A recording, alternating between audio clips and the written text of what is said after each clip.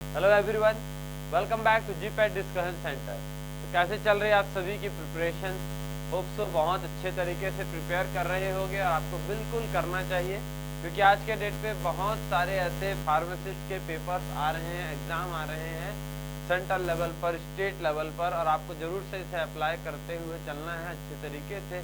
ऐसे ही प्रिपरेशन करते हुए चलिए आज के वीडियो में हमें यहाँ पर देखना है OSSSC फार्मासिस्ट मैराथन सीरीज में अगला पार्ट, जिसमें हम इम्यूनोलॉजिकल प्रोडक्ट से कुछ इंपॉर्टेंट एमसीक्यूज डिस्कस करेंगे। पार्ट नंबर 41 रहने जा रहा है। तो वीडियो स्टार्ट करते हैं। पहला क्वेश्चन देख लिया जाए। अब देखिए, इम्यूनोलॉजिकल प्रोडक्ट्स है तो हमारे इम्यूनिटी से रिलेटेड क्वेश्चंस यहाँ पर रहेंगे ही रहेंगे। पहला क्वेश्चन देखते हैं, 801 नंबर का question. Who invented successful immunisation against smallpox? Smallpox के अगेंस्ट वैक्सीन या इसके अगेंस्ट ट्रीटमेंट के लिए किसने प्रिपेयर किया था, या किसने सबसे पहले इसके अगेंस्ट इम्यूनाइजेशन रेडी किया था या इसका कॉन्सेप्ट दिया था? ऑप्शंस है James Watt, Edward Jenner, Louis Pasteur and Nikola Tesla. चलिए, बहुत इजी सा क्वेश्चन। अगर आप माइक्रोबायोलॉजी पढ़ेंगे तो इस नाम को आपको जरूर से सुनने में कहीं मिला होगा, एडवर्ड जेनर, जिसे फादर ऑफ इम्यूनोलॉजी के नाम से भी जाना जाता है। एंशिएंट हिस्ट्री में इन्होंने क्या किया, एक डिजीज हो रही थी, जिस गांव में रहते थे उस गांव में जो गाय रहती थी उन्हें एक डिजीज होता था। तो इस डिजीज के लिए देखा गया कि इन्हें अब एक डिजीज हो रहा है जिसके कारण इन्हें फीवर आ रहा है, और फीवर आने के बाद तब इन्हें समझ में आया कि नहीं, इनके अंदर जो पस बन रहा है, अगर मैं इस पस को ले लूं और इस पस को यूज करके मैं वापस से इसे मैं अगर आइसोलेट करूं लैब में और वापस से मैं इसे फिर से इंजेक्ट करता हूं इनके बॉडी के अंदर, तो अब इनके अंदर वो डिजीज कम हो जा रहा है। इट मीन्स उनके बॉडी में इम्यूनाइजेशन उस डिजीज के अगेंस्ट आ जा रहा है। ठीक है, उनके बॉडीज के जितने एंटीबॉडीज हैं वही सारे इनके लिए एक हिसाब से प्रोटेक्शन का काम कर रहे हैं। ठीक है, तो इसी प्रोसेस को इम्यूनाइजेशन बोला जाएगा। तो इन्होंने क्या किया, स्मॉल पॉक्स जो काउ पॉक्स था, काउ पॉक्स के उनके पस को लिया गया, उसे आइसोलेट किया, आइसोलेट करने के बाद सेम वही आइसोलेशन किया हुआ जो एंटीजन था या बोल सकते हैं आपका वायरस था, उसे ही इन्होंने फिर से इंजेक्ट किया सेम एनिमल पर। ठीक है, तो यहाँ पर हमें इम्यूनाइजेशन देखने को मिल रहा है, जिसे स्मॉल पॉक्स के इन्वेंशन के रूप पे भी जाना जाता है। ठीक है, तो एडवर्ड जेनर रहेंगे इनके करेक्ट आंसर। अगला देखते हैं, which of the following system protects our body against disease causing microbes? चलिए, हमारे बॉडी में बहुत सारे ऐसे सिस्टम हैं, नर्व सिस्टम है, डाइजेस्टिव सिस्टम है, कार्डियोवास्कुलर सिस्टम है, रेस्पिरेटरी सिस्टम है, एक्सक्रीटरी सिस्टम है। यहाँ पर पूछा गया है जो हमें किसी माइक्रो ऑर्गेनिज्म से या किसी ऐसे डेंजरियस पैथोजन से हमें बचा रहा है। हमारे बॉडी में भी रोधक प्रतिरोधक क्षमता होती है। अगर आप हिंदी मीडियम से रहे होंगे तो आपको ये चीज कई बार सुनने को मिला होगा, रोधक प्रतिरोधक क्षमता। इसे हम सिंपली इम्यूनिटी के नाम से या इम्यून सिस्टम के नाम से भी जानते हैं, क्योंकि यहाँ पर हमारी बॉडी क्या कर रही है, खुद से बाहर से जो एंटीजन हमारे लिए हार्मफुल है उन्हें हमारी बॉडी में कुछ ऐसे एजेंट हैं, हमारे बॉडी में कुछ ऐसे कंपोनेंट्स हैं जो उससे हमें बचा रहे हैं, प्रोटेक्ट कर रहे हैं। इस सिस्टम को बोला जाएगा इम्यूनिटी सिस्टम या इम्यून सिस्टम। ठीक है, बहुत इजी सा क्वेश्चन है। तो बहुत सारे ऐसे मेनली यहाँ पर अगर मैं बात करता हूँ तो वाइट ब्लड सेल्स आ जाते हैं। ठीक है, ये हमारे बॉडी में आने वाले जितने भी एंटीजन है जो हमारे बॉडी के लिए हार्मफुल है उन्हें डैमेज करते हैं सेलुलर लेवल पर। अगला बढ़ते हैं, antisera are antibodies that develop in animal mainly in. ठीक है, एंटीसेरा क्या होता है, एंटीबॉडीज हो रहे हैं जो मेन में और हॉर्स। चलिए, इसका मतलब क्या समझ रहे हैं, एंटी सीरम और बोला गया है कि एंटीबॉडीज होते हैं ये। ठीक है, तो देखिए हमारे बॉडी में हमारे बॉडी का इम्यून सिस्टम कैसे काम करता है। सबसे पहले मानकर चलिए ये एक बॉडी है, इसमें किसी तरीके का बाहर से जो भी फॉरेन पार्टिकल्स आ रहे हैं उसे एंटीजन के नाम से जाना जाता है। ठीक है, एंटीजन होता है। अब बाहर से कोई आया तो हमारी बॉडी में, क्योंकि इम्यून सिस्टम होने के कारण हमारी बॉडी पहले उससे अपने लेवल पर लड़ने का काम करती है और उसके अगेंस्ट वो एंटीबॉडीज का फॉर्मेशन करती है। ठीक है, क्या बनाएगी? एंटीबॉडीज बनाएगी। बाहर से आया एंटीजन, इसके अगेंस्ट एंटीबॉडीज का प्रिपरेशन किया गया।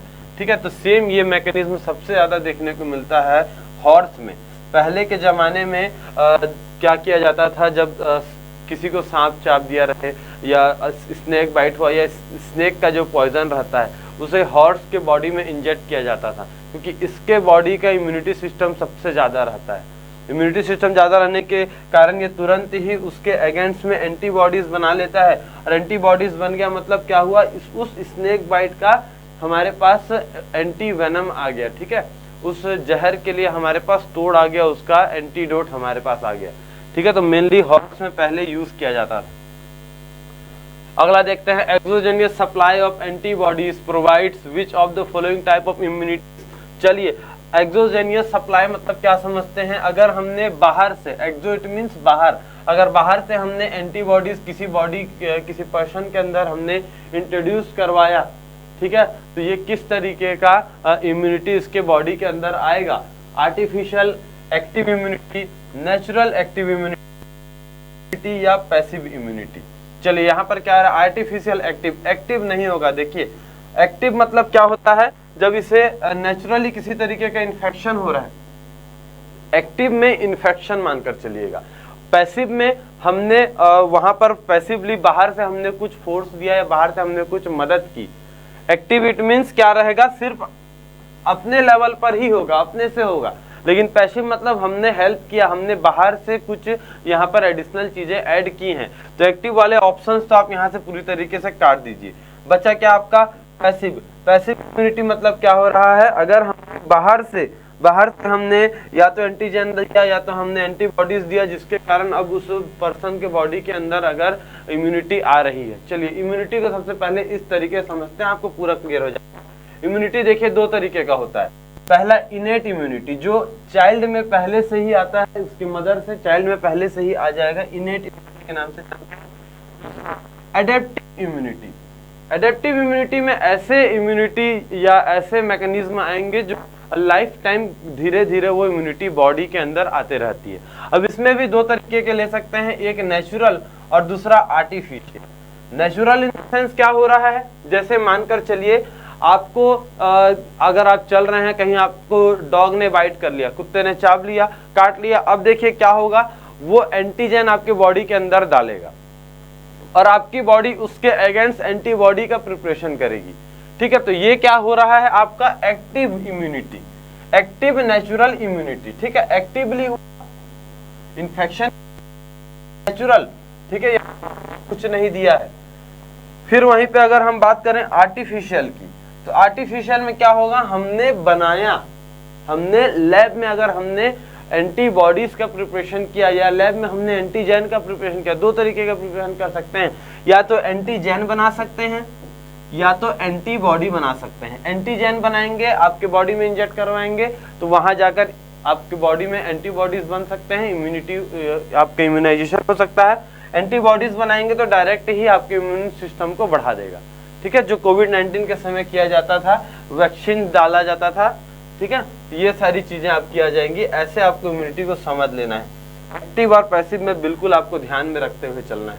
ठीक है, चलिए अगला क्वेश्चन देखते हैं। Which of the following is an example of live attenuated viral vaccine? Live attenuated, live it means क्या हो रहा है? ऐसे वैक्सीन जहां पर जिसमें एंटीजेंस या बोल सकते हैं पैथोजन, ये क्या रहेंगे? लिविंग रहेंगे, लेकिन बहुत ही कमजोर रहेंगे। कमजोर इन द सेंस हमारे बॉडी में वो ऐसे हार्मफुल इफेक्ट नहीं कर पाएंगे, बस हमारे बॉडी में जाते ही एंटीबॉडीज को प्रिपरेशन के लिए हेल्प करेंगे, एंटीबॉडीज को ट्रिगर करेंगे कि अब आप रेडी हो जाओ, आप प्रिपेयर करो और बॉडी में इम्यूनिटी ले आओ। ठीक है, तो ये क्या आ जाएंगे? एक्टिवेटेड या लाइव एटेन्यूएटेड वायरल वैक्सीन में क्या आ रहे हैं आपके? Vibrio cholerae, S typhi, vibrio cholera. ठीक है, क्या आ जाएगा यहाँ पर? और अगला आ जा रहा है येलो फीवर। इन सभी में इन सभी में इनएक्टिवेटेड रहते हैं, लेकिन सिर्फ अगर येलो फीवर की बात करें तो येलो फीवर के लिए जो वैक्सीन दिया जाएगा, येलो फीवर के लिए जो वैक्सीन दिया जाएगा वो लाइव एटीन्यूएटेड वैक्सीन के नाम से आप जान सकते हैं। मेनली इसमें chicken pox, small pox, rota virus, ठीक है, या MMR या जिसे कंबाइंड वैक्सीन के नाम से जानते हैं, ये सारे ऐसे वैक्सीन हैं जिसमें लिविंग या आपके लिविंग या बोल सकते हैं उनका स्ट्रेंथ बहुत ही कम रहता है, उनका पावर बहुत ही कम रहता है। ऐसे एंटीजेंस यहाँ पर लाए जाते हैं। Which of the following type of vaccine were recently authorised for the COVID? चलिए, बहुत इजी सा क्वेश्चन है, ध्यान दिया होगा तुरंत ही आपको आंसर मिल जाएगा। कोविड-19 के समय किस मैकेनिज्म वाले या किस मेथड के वैक्सीन का यूज किया गया था? यहाँ पर live attenuated vaccine, mRNA vaccine, conjugated vaccine या टॉक्सॉइड वैक्सीन। टॉक्सॉइड मतलब जो टॉक्सिन से बनाया जा रहा है, तो क्या जाएगा यहाँ पर? mRNA। ध्यान रखना है, mRNA वैक्सीन। इसमें जितने भी हम जब वैक्सीन प्रिपेयर कर रहे थे तो एंटीजेंस के mRNA it means messenger RNA को लेकर मैसेंजर RNA से वैक्सीन्स बनाया जा रहा था। अगर मेनली बात करें फाइजर के वैक्सीन्स, मॉडर्ना वैक्सीन्स, ये mRNA टेक्निक पर बेस्ड थे। तो ये कुछ रिसेंट चीजें आपको बिल्कुल यहाँ पर ध्यान में रखता हुआ चलना है। अगला क्वेश्चन देखते हैं, हेपेटाइटिस बी की बात करें। Hepatitis A and hepatitis B ये दो मेन आपकी बीमारियां होती हैं। तो हेपेटाइटिस बी की बात करते हैं तो इसमें जो वैक्सीन यूज किया जाता है ये किस तरीके का वैक्सीन होता है? इनएक्टिवेटेड वैक्सीन, रिकॉम्बिनेंट सब unit vaccine, live attenuated vaccine या टॉक्सॉइड वैक्सीन। चलिएगा, ध्यान रखना है, अगर हेपेटाइटिस बी पूछा गया है तो आपको सब यूनिट याद रखना है, ठीक है। सब यूनिट मतलब क्या रहा है? हेपेटाइटिस बी यानी सब यूनिट। और इसमें क्या रहेंगे? सब यूनिट का मतलब क्या समझते हैं? जो रिकॉम्बिनेंट DNA टेक्नोलॉजी के द्वारा बनाए जाते हैं, ठीक है। ऐसे वैक्सीन जो लैब्स में, प्रैक्टिकल्स में, लेबोरेटरीज में रिकॉम्बिनेंट DNA टेक्नोलॉजी के द्वारा बनाए जाते हैं, ये सभी आ जाएंगे आपके रिकॉम्बिनेंट सब यूनिट वैक्सीन के अंतर्गत। अगला question, which of the following reagent is used in the process of toxoid? चलिए, इनमें से किस केमिकल का यूज करते हैं टॉक्सॉइड के प्रिपरेशन में? और टॉक्सॉइड प्रिपरेशन से पहले समझ लीजिएगा टॉक्सॉइड्स होते क्या हैं। टॉक्सॉइड्स से पहले एक और वर्ड आपको बताता हूं, टॉक्सिन। बैक्टीरिया क्या करते हैं? अपने चारों ओर, अपने सेल वॉल से एक ऐसा रिएजेंट या एक ऐसा लिक्विड ये सीक्रेट करते हैं कि बॉडी को बाहरी इन्वायरमेंट से बचा कर रखता है, लेकिन बाहर जितने भी सेल्स हैं उनके लिए टॉक्सिक रहता है। तो इसे बोलते हैं टॉक्सिन। और इस टॉक्सिन से मिलाकर हम क्या बनाते हैं? एक वैक्सीन बनाते हैं जिसमें हम टॉक्सिन्स का यूज करते हैं। और इस टॉक्सिन का ऐसे नहीं यूज कर सकते, पहले हमें इसे एक रिएजेंट से मिक्स करना होगा, एक रिएजेंट से रिएक्ट करवाना होगा, तब जाकर ये पूरी तरीके से एक इनएक्टिवेटेड फॉर्म में चेंज हो जाएंगे, जिसे टॉक्सॉइड के नाम से जाना जाता है, ठीक है। तो टॉक्सिन क्या है?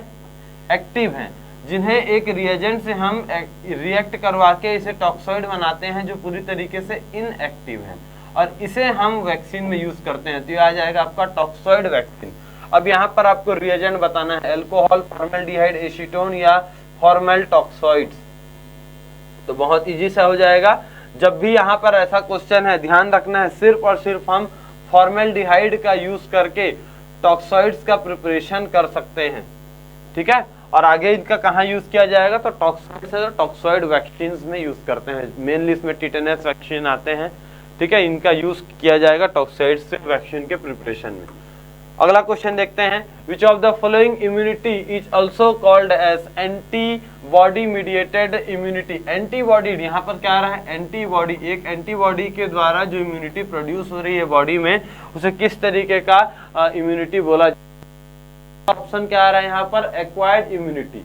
एक्वायर्ड मतलब हमने बाहर से डाला, चलिए हटा दीजिए। सेल मीडिएटेड इम्यूनिटी, और ह्यूमोरल इम्यूनिटी या इनेट इम्यूनिटी। इनेट इम्यूनिटी क्या हो गया आपका? ड्यूरिंग द बर्थ, ठीक है, बर्थ या बर्थ के पहले आ जाने वाली इम्यूनिटी। लेकिन अगर यहाँ एंटीबॉडी मीडिएटेड एंटीबॉडीज, तो आपको ध्यान रखना है तुरंत यहाँ पर ह्यूमरल इम्यूनिटी, जब भी एंटीबॉडी के द्वारा बन रहा है इम्यूनिटी, इसे हम ह्यूमरल इम्यूनिटी के अंतर्गत समझेंगे, इसके अंतर्गत हमें इसे पढ़ना है। मेनली कौन से आ रहे हैं, तो आपके ह्यूमर या ब्लड बोल सकते हैं, ये सारी, या स्प्लीन बोला जा सकता है, ये सारी चीजें इसमें include. Rabies and polio vaccine, ठीक है, आपने कई बार देखा होगा रेबीज हुआ है या पोलियो हो गया है, इसमें किस तरीके के वैक्सीन रहते हैं। लाइव बैक्टीरियल वैक्सीन रह रहा है, inactivated bacterial vaccine, live viral vaccine या इनएक्टिवेटेड वायरल वैक्सीन। तो क्या आएगा, रेबीज या पोलियो की बात करते हैं, ठीक है। रेबीज में जो डॉग बाइट के कारण हो रहा है, पोलियो जो चिल्ड्रंस में पहले से रहता है, तो इनके लिए हम मेनली लाइव एटेन्यूएटेड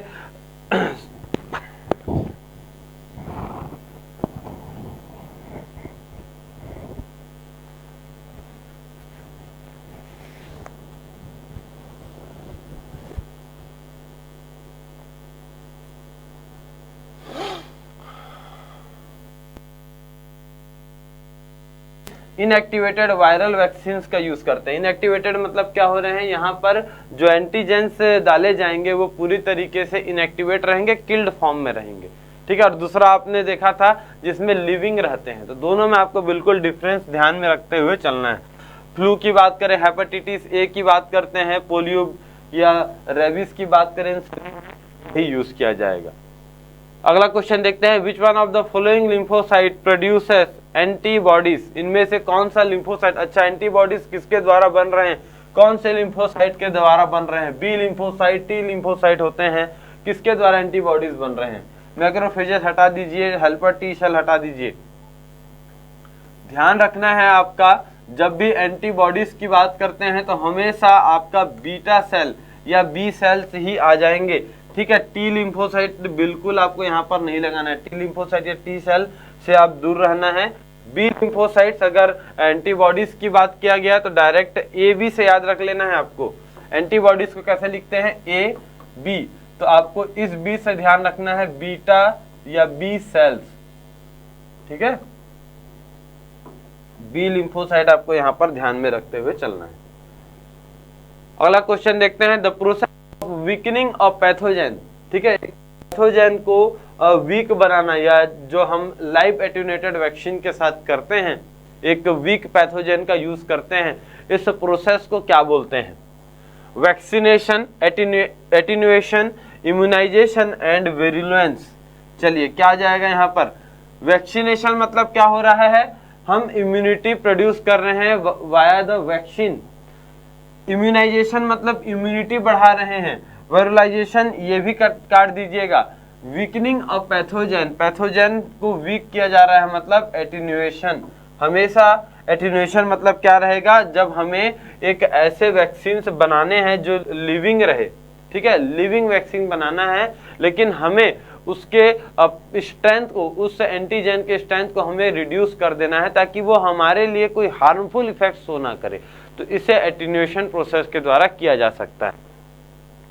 अगला क्वेश्चन देखते हैं, when preformed antibodies are directly injected into the body they provide which kind of immunity, ठीक है। क्या कर रहे हैं यहाँ पर, परफॉर्म्ड एंटीबॉडीज, इट मीन्स क्या समझ रहे हैं, आर्टिफिशियल तरीके से बनाए गए एंटीबॉडीज को हम इंजेक्ट करवा रहे हैं, ठीक है। नेचुरल एक्टिव इम्यूनिटी हटा दीजिए, आर्टिफिशियल एक्टिव इम्यूनिटी ये भी हटा दीजिए, क्योंकि यहाँ पर क्या पूछा गया है, एंटीबॉडीज, एंटीबॉडीज बाहर से दे रहे हैं, ठीक है, तो ये तो हटा ही दीजिए, एक्टिव है। नेचुरल पैसिव इम्यूनिटी, नेचुरल तो बिल्कुल नहीं, क्योंकि हमने यहीं पर बता दिया आर्टिफिशियल, नेचुरल वाले आपके पॉइंट पूरी तरीके से कट जाएंगे। ये क्या बच रहा है, आर्टिफिशियल पैसिव इम्यूनिटी, बिल्कुल सही। परफॉर्म्ड मतलब आर्टिफिशियल, डायरेक्टली इंजेक्टेड मतलब बाहर से इंजेक्ट किए गए, इट मींस पैसिव इम्यूनिटी। तो क्या आ जाएगा आपका आर्टिफिशियल एक्टिव इम्यूनिटी। इजी तरीके से आपको समझ लेना है, बस एक बार आपको करना है एक्टिव का, पैसिव का, फिर सारी चीजें आपके लिए बिल्कुल इजी हो जाएंगी। अगला क्वेश्चन देखते हैं, the monocyte differentiate into which kind of phagocytic cell. Monocytes, ठीक है, मोनोसाइट्स क्या हो रहे हैं, किस तरीके के फैगोसाइटिक सेल्स को डिफ्रेंशिएट कर रहे हैं, बना रहे हैं। न्यूट्रोफाइल्स, बी सेल्स, मैक्रोफेज या टी सेल्स। अब देखिएगा मोनोसाइट्स की बात करते हैं तो यही आगे बढ़कर क्या बन रहे हैं, मैक्रोफेज का फॉर्मेशन कर रहे हैं। ठीक है, मैक्रोफेज का फॉर्मेशन कभी पूछा जाए तो ध्यान में रखना है आपको, मोनोसाइट्स से ही ये मिलकर बनते हैं, मोनोसाइट से ही आगे बढ़कर इस फॉर्म में चेंज हो जाते हैं। नेक्स्ट क्वेश्चन देखते हैं, which immunoglobulin is responsible for allergic reaction. चलिए, हमारे बॉडी में 5 तरीके के, मेनली 5 तरीके के इम्यूनोग्लोबुलिन्स होते हैं, ए, डी, एम, ई और जी। यहां पर ध्यान रखना है, ए हमारे बॉडी में आने वाला सबसे पहला इम्यूनिटी, सबसे पहले इम्यूनोग्लोबुलिन। ठीक है, डी की बात कर लें, एम की बात कर लें, ई की बात कर लें, जी की बात कर लें। जी क्या आ रहा है, ये प्लासेंटा क्रॉस कर जाता है। ठीक है, एम आ रहा है, बॉडी में ये भी सबसे पहले रहेंगे। ई की बात करते हैं तो ई से आपको ध्यान रखना है एलर्जिक रिएक्शन। ठीक है, ई फॉर या ए से एलर्जिक होता है, लेकिन आप मानकर चलिएगा ई समझ लीजिएगा, ई से एलर्जिक समझते हुए आपको चलना है। तो जब भी एलर्जिक रिएक्शन पूछा गया है तो आपको सीधा लगाना है इम्यूनोग्लोबुलिन ई के कारण हमारे बॉडी में क्या हो रहा है, एलर्जिक रिएक्शन या एलर्जिक रिस्पॉन्ड हमें देखने को मिलता है। ठीक है, आगे देखते हैं, which of the following is not an example of live attenuated vaccine। Live attenuated vaccine इनमें से कौन सा नहीं है, लिविंग बताइएगा। टिटेनस वैक्सीन, MMR वैक्सीन यानी इसमें आपके मीसल्स आ रहे हैं और रूबेला आ जाएगा। वेरिसेला जोस्टर वैक्सीन या varicella chicken pox vaccine, rota virus vaccine. चलिए, क्या बताया था मैंने आपको, लाइव एटेन्यूएटेड पूछा गया है। ठीक है, इट मींस इसमें जो आपके एंटीजन रहेंगे वो वीक रहेंगे, और ये कहाँ कहाँ पर रहेंगे, तो आपने अगर पहले एग्जाम्पल्स को अच्छे तरीके से ध्यान दिया होगा तुरंत ही आपको इसका आंसर मिल जाएगा।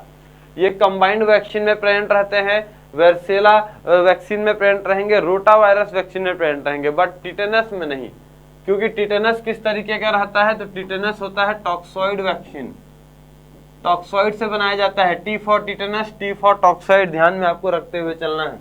ठीक है, एग्जाम्पल्स बिल्कुल ध्यान रखना, क्योंकि अगर इस पोर्शन की मैं बात करूं इम्यूनोलॉजिकल प्रोडक्ट से, तो यहाँ पर वैक्सीन के एग्जाम्पल से ही क्वेश्चन पूछा जाता है, अधिकतर क्वेश्चन यही से निकलता है। अगला क्वेश्चन देखते हैं, which of the following is an example of inactivated vaccine. Inactivated vaccine बताइएगा यहाँ पर, रूबेला, चिकन पॉक्स, ट्यूबरकुलोसिस।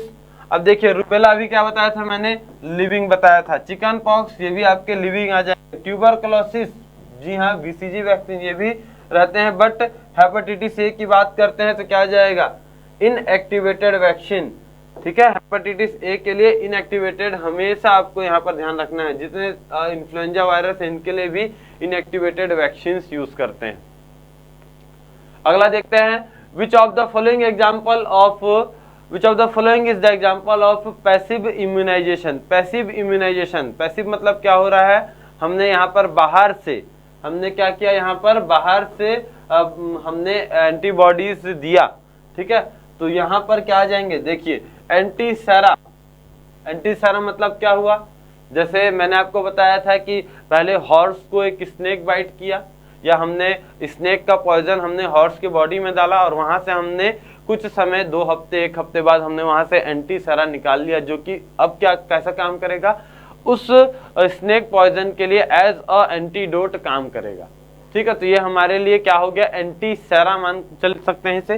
ठीक है, एंटीसेरा हो गया।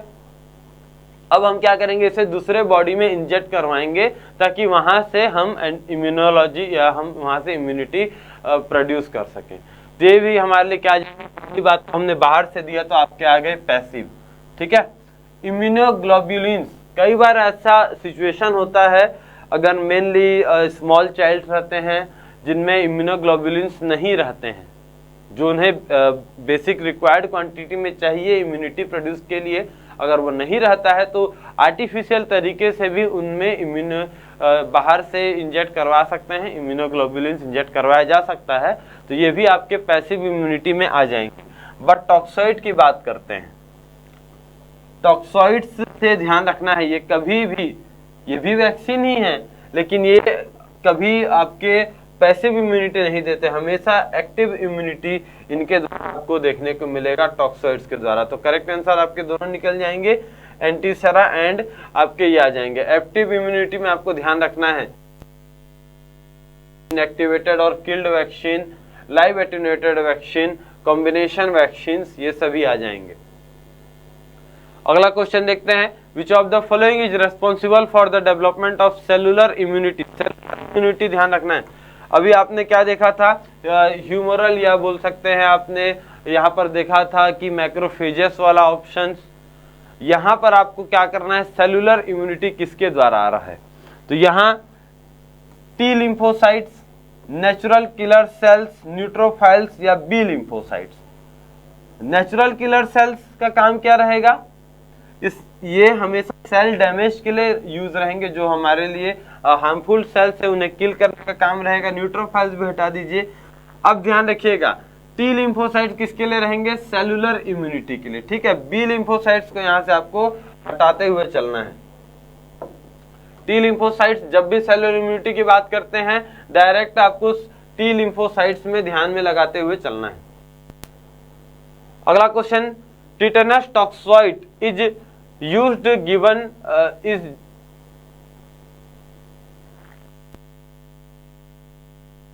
Toxoid is usually given to human. Tetanus toxoid जब भी इंजेक्ट करवाया जाता है, एडमिनिस्टर करवाया जाता है, तो इसके एडमिनिस्ट्रेशन का प्रोसेस आपको यहाँ पर बताना है कि किसके द्वारा या कौन सा मेथड रहेगा या कैसे एडमिनिस्ट्रेशन करवाते हैं।